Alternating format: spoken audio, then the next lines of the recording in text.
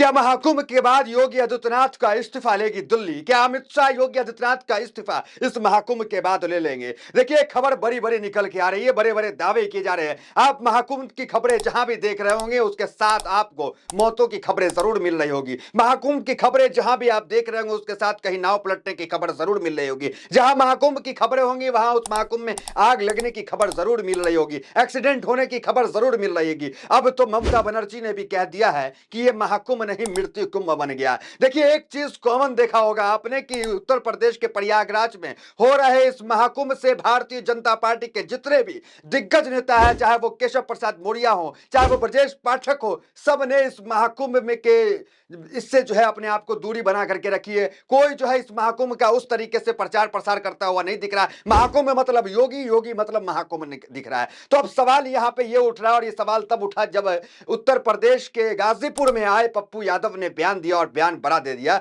पप्पू यादव ने कहा कि उत्तर महाकुंभ के बाद उत्तर प्रदेश के सीएम योगी आदित्यनाथ का अमित शाह इस्तीफा ले लेंगे। देखिए, हमने आपको कहा कि केशव प्रसाद मौर्य हो, ब्रजेश पाठक हो, बड़े बड़े नेता इस महाकुंभ से अपने आप को कहीं ना कहीं दूरी बना रहे हैं, उस तरीके से प्रचार प्रसार नहीं कर रहे। देखिए, 144 साल के सगुफे ने क्या कर दिया, जरा आप देखिए। लोगों के मैसेज गया, इतना प्रचार प्रसार हुआ कि 144 साल बाद जो है ये महाकुंभ हो रहा है, और उसके बाद करोड़ों लोगों की भीड़ वहां जाती है, और उसके बाद भगदड़ की घटना है, उसके बाद नाव पलटने की घटना, बार बार बार बार आग लगने की घटना। कल भी जो है न्यू दिल्ली स्टेशन पे भगदड़ मचा, 17-20 लोग वहां मारे गए।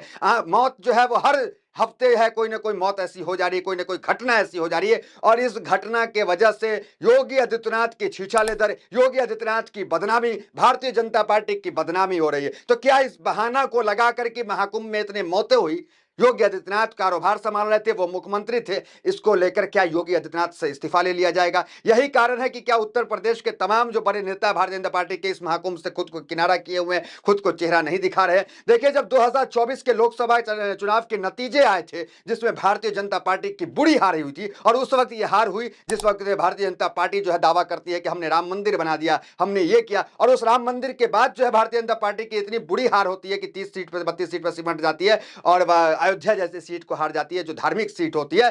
तो इसका ठीकरा किस पे फोड़े अगर भारतीय जनता पार्टी? तो सब लोग जो है दबी जुबान ही सही योगी आदित्यनाथ पे इसका ठीकरा फोड़ रहे थे। और जब 2024 में लोकसभा में खराब नतीजे आए, उसको लेकर जब विश्लेषण हुआ, बैठकें हुई, तो उस पे जो है एक बयान जो है केशव प्रसाद मौर्य देते हैं। पुरानी खबर पे जा रहे हैं। केशव प्रसाद मौर्य बयान में ये कहते हैं, अरे पप्पू यादव क्या करे, वो पूरी वीडियो 1 मिनट की आपको दिखाएंगे, उससे पहले सुन लीजिए।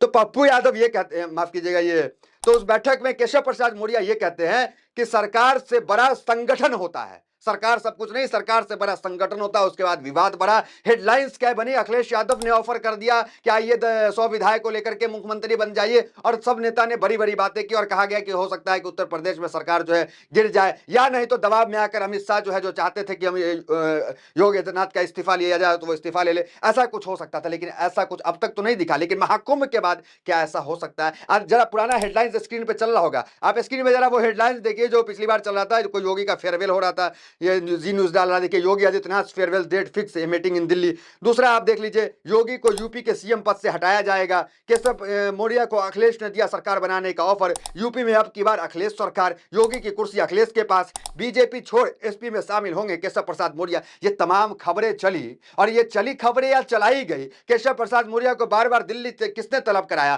किसने बार बार बुलाया, किसने जो है योगी आदित्यनाथ को किनारा करके रखा, और किस तरीके से केशव प्रसाद मौर्य जो है लगातार मीटिंग करते हैं, अलग अलग नेताओं से मिलते हैं, और ऐसा लग रहा था कि केशव प्रसाद मौर्य दिल्ली को जो है ये भरोसा दिला रहे थे कि सारे विधायक हमारे साथ हैं, कोई कहीं नहीं जाएगा, आप फैसला लीजिए, और दिल्ली फैसला ले ले कि योगी आदित्यनाथ तुम साइड अप हो जाओ। लेकिन ये तो योगी आदित्यनाथ हैं, ये तो भारतीय जनता पार्टी के प्रधानमंत्री मोदी के बाद सबसे बड़ा कोई चेहरा है अमित शाह। अमित शाह भी अब नहीं रहे हमारे हिसाब से, वो योगी आदित्यनाथ ही रहे। कई सर्वे हुए, सब सर्वे में साफ हो गया कि योगी सबसे बड़े चेहरा है। तो इतना आसानी से जिस तरीके से Bharatiya Janata party sitting CM को हटा देती थी, तो योगी आदित्यनाथ को नहीं हटा सकती, इतना तो साफ था। देखिए, आपने देखा किस तरीके से महाराष्ट्र में जो है वो गठबंधन हुआ था, वो सीएम देवेंद्र फडणवीस सीएम बने। चलिए ठीक है, महाराष्ट्र में समीकरण ऐसा बन गया था, लेकिन देखिए क्या मध्य प्रदेश में क्या हुआ, मामा को हटा गया। फिर देखिए राजस्थान में क्या हुआ, वसुंधरा राजे को हटा दिया गया। जिसको भारतीय जनता पार्टी चाहे सीएम बना दी, जो जिसको चाहे सिटिंग सीएम से हटा दी। लेकिन यूपी की स्थिति दूसरी है, बाबा की स्थिति दूसरी है,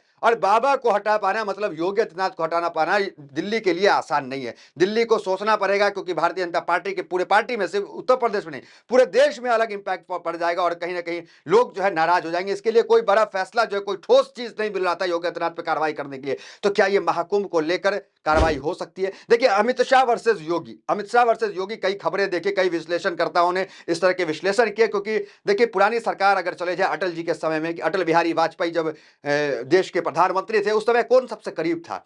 अटल जी के सबसे करीब गृह मंत्री कौन थे? याद कीजिए। इस तरह अमित शाह, नरेंद्र मोदी के साथ गृह मंत्री कौन है? अमित शाह। अटल जी के समय कौन थे? आडवाणी जी। आडवाणी जी का क्या हुआ? क्या आडवाणी जी अटल जी के बाद प्रधानमंत्री बने? नहीं बने। कौन बन गए? दूसरे राज्य से एक सीएम जो चमकता हुआ चेहरा बन रहा था, वो आया और प्रधानमंत्री बन गया। अटल जी को, आडवाणी जी को कुछ नहीं मिला। नरेंद्र मोदी एक युवा आया और प्रधानमंत्री बनने का काम कर दिया। तो क्या अमित शाह वही सोच रहे हैं कि इस वक्त गृह मंत्री हम हैं, हमारी पूरी उम्र बची हुई है, मोदी के बाद चेहरा कौन होगा? क्यों ना दूसरे राज्य से एक चेहरा चमकता हुआ उभरता हुआ, जो अभी योगी दिख रहे हैं, जो पहले मोदी दिखते थे, अब वो उनकी जगह पे आ जाएंगे और अटल जी की स्थिति, अमित शाह की स्थिति हो जाएगी। क्या सच में ऐसा होने वाला है? क्या इससे अमित शाह डर रहे हैं? तो विश्लेषणकर्ता इस तरह की बातें कह रहे हैं कि अमित शाह अपनी कुर्सी, अपनी जगह खसकते हुए देख रहे हैं कि प्रधानमंत्री मोदी के बाद सबसे बड़ा चेहरा जो हम हुआ करते थे कल तक, अब कहीं योगी आदित्यनाथ ना हो जाए। तो इसलिए अमित शाह जो है योगी को हटाना चाहते हैं। ये तमाम चीजें सोशल मीडिया पे चल रही कि इस तरह से बातें बता के हमने भी उसकी जानकारी आपको दी।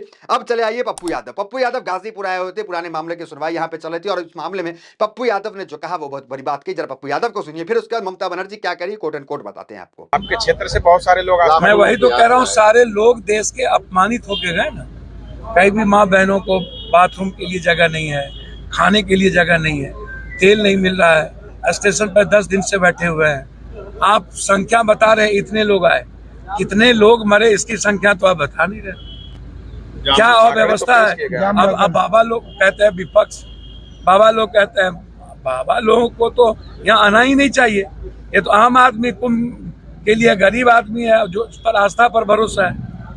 ये लोग मार्केटिंग करते हैं, कुंभ की मार्केटिंग नहीं होनी चाहिए। और हमें लगता है कि दिल्ली के लोगों ने हमारे मुख्यमंत्री योगी आदित्यनाथ जी को किनारा और सेट करने के लिए कुंभ में इतनी व्यवस्था कर दी, जो मैं समझता हूँ दिल्ली और उत्तर प्रदेश के बीच में कोई बनाव तो है नहीं।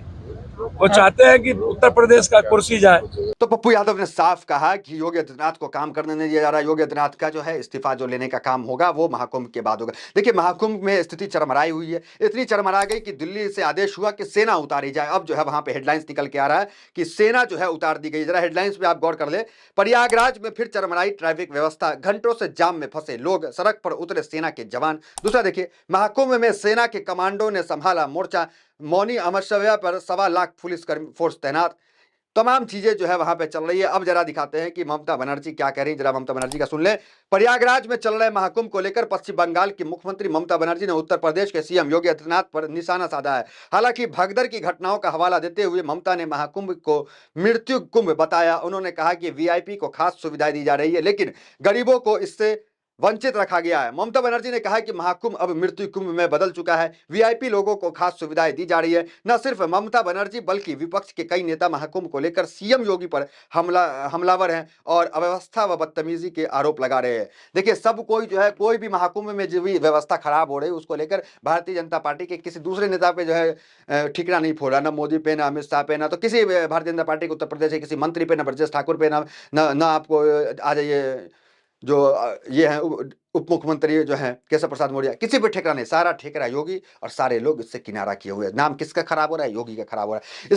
इस खबर पे क्या प्रतिक्रिया आपकी कमेंट में जरूर बताएं। तो फिलहाल इस वीडियो में इतना ही, मिलता है वीडियो में मेरे साथ। बहुत बहुत धन्यवाद।